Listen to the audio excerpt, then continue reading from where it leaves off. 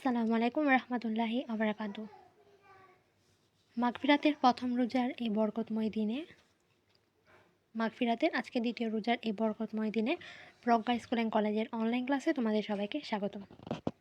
রহমতের দিনগুলো কাটিয়ে আমরা আজ ক্ষমার 10ম দিনও পার করলাম। এখন আমরা দ্বাদশ দিনে প্রবেশ করেছি। আজ আমরা তৃতীয় শ্রেণীর গণিত বইয়ের একটি অত্যন্ত গুরুত্বপূর্ণ বিষয় স্থানীয় মান, প্লেস ভ্যালু, এটা হচ্ছে ইংরেজি শব্দ, নির্ণয় করার সহজ নিয়ম শিখব। আমার পরিচয়টা জেনে নিই, আগে জানিয়ে দিই, আমি সাদিয়া আলম, রাষ্ট্রবিজ্ঞান বিভাগ। প্রিয় শিক্ষার্থীরা, প্রথমে আমাদেরকে জানতে হবে স্থানীয় মান কী ও এটি কেন প্রয়োজন। আমরা যখন কোনো সংখ্যা লিখি, যেমন 254 হতে পারে 452, তখন প্রতিটি অঙ্কের একটি নিজস্ব মান থাকে। আবার তার অবস্থানের কারণে একটি বিশেষ মান তৈরি হয়। এই অবস্থানগত কারণ মানকেই বলা হয় স্থানীয় মান। অর্থাৎ আমাদের প্রত্যেকেরই নিজস্ব নাম আছে এবং আমরা কোন ক্লাসে পড়ি বা কোথায় চাকরি করি ওইটার মাধ্যমে আমাদেরকে সবাই পরিচিত হয়, চিনে, জানে। ঠিক তদ্রূপভাবে স্থানীয় মানের নিয়মটাই সেম। এখন একটা মনে রাখার সহজ টেকনিক আমি শেখাই। আমরা আমাদের বইয়ের পড়াতে যাই।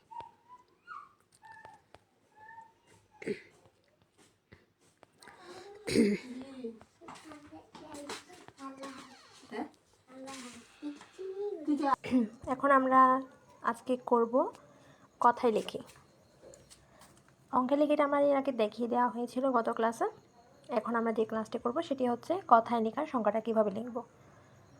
আমরা দেখতে পাচ্ছি প্রথমে এক নংটা খেয়াল করে জুম আপ করে 1 1 2 3 8। তাহলে আমরা এটার ডান দিক থেকে কাউন্ট করা শুরু করব। ডান দিকটাকে বলা হয়, ডান দিকে আছে আমাদের সর্বপ্রথমে 8। 8 হচ্ছে একক, তারপর 3টা হচ্ছে দশক, তারপরে আছে 2টা হচ্ছে শতক, তারপরে 1 হচ্ছে হাজার, আর একটা হচ্ছে অযুত।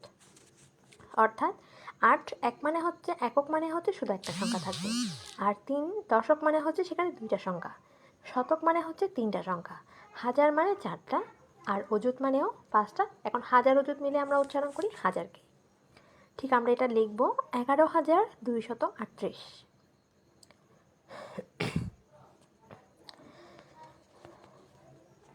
তাহলে আমরা এখন আমাদের হাতে কলমে কিভাবে স্থানীয় মান বের করতে হয় সেই নিয়মটি শেখার জন্য আমরা অবশ্যই বই খাতা খুলে বসে পড়ব।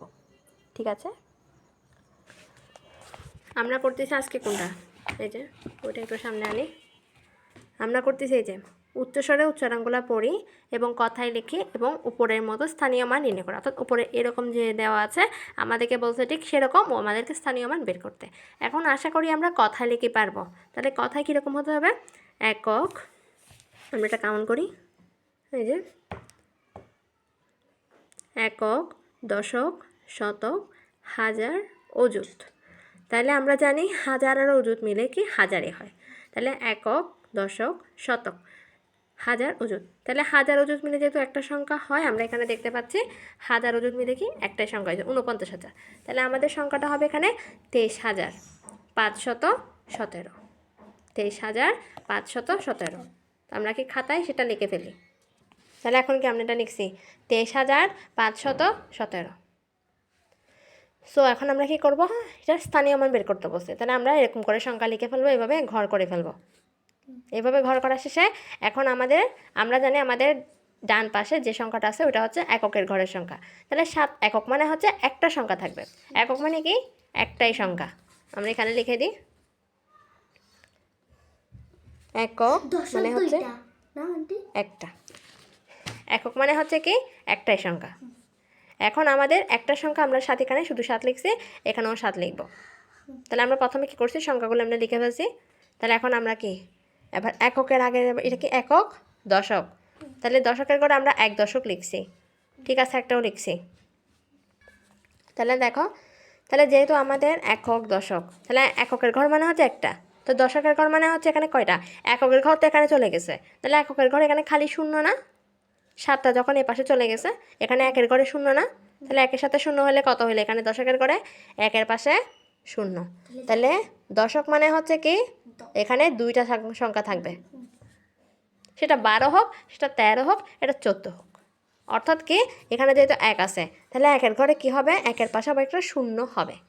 যদি এখানে 2 থাকতো তাহলে 2 এর পাশে একটা শূন্য হবে, কারণ এই যে 7টা কোথায় চলে গেছে, নিচে চলে গেছে। অর্থাৎ এখানে এককের ঘরে এই মান তো একক, এটাই 7টাই হচ্ছে একক, বুঝছো? এবার আমরা গেছে এই যে 10টা আমরা কোথায় নেমে গেছে, এখানে নেমে গেছে। এবার আমরা আসি 5-এর ঘরে, তাহলে একক, দশক, শতক আসছে। তাহলে এখানে 5টা আমরা কোথায় নেমে ফেলছি, 5 শতক, এখানে 5 লিখছি। তাহলে তদ্রূপ আমাদের আগের মতন, তাদের আগের নিয়মে কি হবে, 7-এর ঘরেও 0, এখন 1-এর ঘরেও 0, কারণ একটাও এখানে নিচে নেমে গেছে, 7টাও কি নিচে নেমে গেছে। তাহলে আমাদের 5-এর আগের 2টা ঘর খালি, আর খালি মানে সেখানে কি আছে, 0 আছে। তাহলে একক, দশক, শতক, অর্থাৎ একক দশকের ঘর এখন খালি ঘর। সে আমরা এখানে কি দিব, 5-এর পাশে একটা 0, 2টা 0 দিব। তাহলে কি হবে, একক, দশক, শতক, 500। তারপর হচ্ছে এখন আমরা 3-এর ঘর আসছি, তাহলে একক, দশক, শতক, হাজার। তাহলে এটা কত হাজার, 3000। 3000 আমরা লিখছি, হ্যাঁ লিখছি। তাহলে 3000-এর আগে কয়টা ঘর খালি, একটা ঘর, 2টা ঘর, 3টা ঘর খালি। তাই আমাদের 3000-এর আগে কয়টা 0 হবে, একটা 0, 2টা 0, 3টা 0। এবার আমরা সেবার একক, দশক, শতক, হাজার, অযুত। তাহলে অযুতের ঘর আমরা 2 অযুত লিখছি। তাহলে অযুতের আগে কয়টা ঘর খালি, একটা ঘর, 2টা ঘর, 3টা ঘর, 4টা ঘর। তাহলে আমরা এখানে কি দিব, 2 দিয়ে 1, 2, 3, 4। এখন আমরা আমাদের কাজে আসি। আমাদের আরেকটা কি কাজ, আমরা জানি হাজার আর অযুত মিলে কি হয়, হাজারই হয়। এই যে হাজার যোগ অযুত সমান হাজার আর অযুত মিলে কি হয়, হাজার হয়। এগুলো কিন্তু আমরা যখন প্রথম এগুলো করতে গেছি তখন আমরা একক, দশক, শতক, হাজার, একক মানে কি, দশক মানে কি, এগুলো কিন্তু ব্যাখ্যা দিছি। তাহলে এখন হাজার অযুত মানে হাজার। তাহলে এখন আমাদের হাজার অযুত মিলে কি হবে, এই হাজারটাই হবে। তাহলে টোটাল কত হবে, একক, দশক, শতক, হাজার, 0 হবে যে একক, দশক, শতক, হাজার, 23,000। অর্থাৎ আমরা সংখ্যা দিয়েও লিখতে পারি, আমরা অথবা কি ডিরেক্টলি হাজারটাও লিখে দিতে পারি, 23,000। তাহলে আমরা গণিতটা আজকে বুঝতে পারছি আশা করি। তাহলে আমরা বাকি নিয়মগুলো করে ফেলবো সেরকম। একক মানে হচ্ছে কি 1, দশক মানে 2, শতক মানে 3, হাজার মানে 4, তারপর অযুত মানে 5, আর একক, দশক, শতক, হাজার, অযুত, নিযুত মানে 6, আর কোটি মানে 7। একক, দশক, শতক, হাজার, অযুত, লক্ষ, সরি লক্ষ মানে 7, একক, দশক, শতক, হাজার, অযুত, লক্ষ, নিযুত, লক্ষ মানে 6। এই সরি আবার বলি, একক মানে হচ্ছে যে 1, তারপর দশক মানে 2, শতক মানে 3, মানে 3টা 0 হবে, এখানে 3টা সংখ্যা থাকবে। তারপর হাজার মানে 4, অযুত মানে 5, লক্ষ মানে 6, তারপর নিযুত মানে 7, আর কোটি মানে 8। আশা করি বুঝাতে পারছি। এখন আমরা এগুলো শিখতেছি, ঠিক আছে, এগুলো কিন্তু আমাদের ক্লাস 6-এ গেলেও কী করতে হবে, একক, দশক, শতক, এগুলো কিন্তু পড়তে হবে। এটা হচ্ছে আমাদের কি নিয়ম, বাংলাদেশের নিয়ম অনুযায়ী এটা হচ্ছে কাজ। কিন্তু কিছু আন্তর্জাতিক নিয়ম আছে, বিলিয়ন, ডলার, এগুলো আমরা পরবর্তী 6-এ গেলে জানবো। তো 6-এ তো আমাদের আসতে অনেক দেরি, কিন্তু 4-এ গেলেও আমরা আমাদের পুনরায় এই গণিতগুলো করতে হবে। 5-এ গেলেও সেম গণিত করতে হবে। 6-এ গেলে আমরা একটু নতুন পদ্ধতি জানবো আন্তর্জাতিক পদ্ধতির সাথে। নিয়মগুলো কিন্তু সেমই থাকবে, বুঝতে পারছি? এখন বুঝছো গণিতটা কীভাবে করতে হবে? তাহলে এখন বাকিগুলো করে দিব। এখন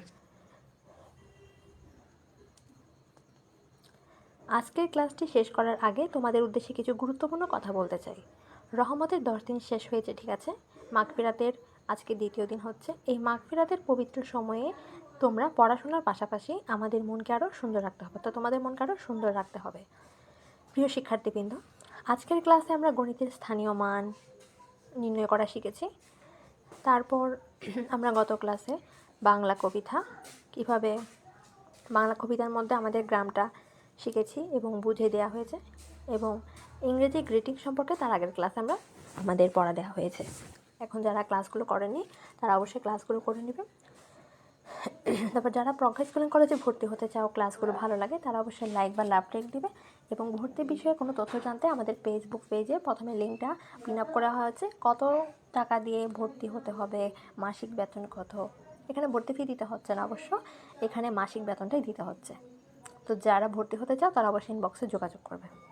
ক্লাসগুলো ভালো থাকলে অবশ্যই ভর্তি হতে হবে এবং আরও ভালো সাজেশন পেতে পারবে। ঠিক আছে। এবং আমাদের আলাদা জুম অ্যাপে ক্লাস করানো হবে, আলাদা হোয়াটসঅ্যাপ গ্রুপ থাকবে, ঠিক আছে। এখন কিছু বিষয় নিয়ে আমি আলোচনা করতে চাচ্ছি। আজকের ক্লাসে আমরা যা শিখলাম তার শুধু বইয়ের পড়া শিখলে তো হবে না, সেই শিক্ষাকে জীবনে কাজে লাগাতে হবে। প্রথম পয়েন্টটা আমি বলবো, গণিতের মতো জীবনকে সাজাতে। অঙ্কের যেমন একটা নির্দিষ্ট নিয়ম বা স্থানীয় মান আছে, তোমাদের জীবনেও কিন্তু একটা মান বা লক্ষ্য থাকতে হবে, যেটাকে আমরা ইংলিশে বলে থাকি অ্যাম ইন লাইফ। এই অ্যাম ইন লাইফটা অবশ্যই থাকতে হবে। যার জীবনে কোনো লক্ষ্য নেই সে কখনো কিন্তু সফল হয় না, তাই অবশ্যই আমাদের কোনো না কোনো লক্ষ্য রাখতে হবে। গণিতের মতো জীবন সাথে এটা হচ্ছে সেকেন্ড পয়েন্ট। অঙ্কের যেমন এটা হচ্ছে ফার্স্ট পয়েন্ট ছিল। সেকেন্ড পয়েন্ট হচ্ছে যে ঐক্যবদ্ধ থাকা। আমাদের গ্রাম কবিতা আমরা যেমন শিখেছি সবাই মিলেমিশে থাকার গুরুত্ব, বাস্তব জীবনে তোমরা একে অপরকে সাহায্য করবে, কারো বিপদে দেখলে হাসাহাসি না করে পাশে দাঁড়াবে। থার্ড নাম্বার পয়েন্ট হচ্ছে সাহসী হও।